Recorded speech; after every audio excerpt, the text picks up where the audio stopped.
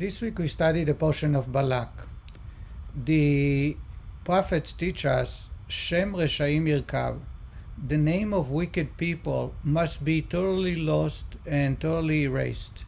And that brings a great question. How is it possible that the Torah named a portion after a wicked man, Balak, the king of Moab, who hired a prophet and magician to curse the Jewish people and hurt them? And as we read at the end of this week's portion, after many times he tried, he was successful in killing many young men. So the Torah should have not given him the honor of naming a portion after him. The Rebbe explains that Balak is actually a very evil and wicked person.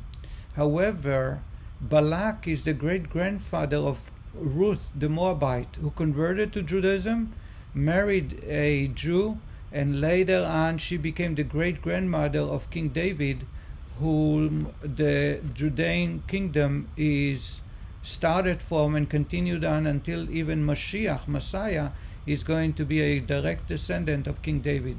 In other words, Balak, there are two types of Balak. There is one type of Balak based on his action, which is evil and bad. But there is another Balak, the Balak that appears in the Torah.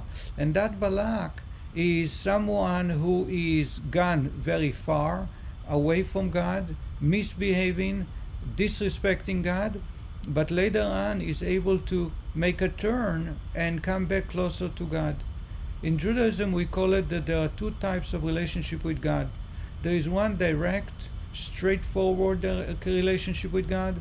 When we study Torah and perform the mitzvot that God commanded us, we do and follow God's commandments, and God is very pleased. Then there is another type of relationship. It's like turning bitterness into sweetness, where someone went astray and failed and did misbehave and did not follow God's commandments. And one day he says to himself, I'm very far from God. Why am I going so far? It's not right. And he's turning back to God.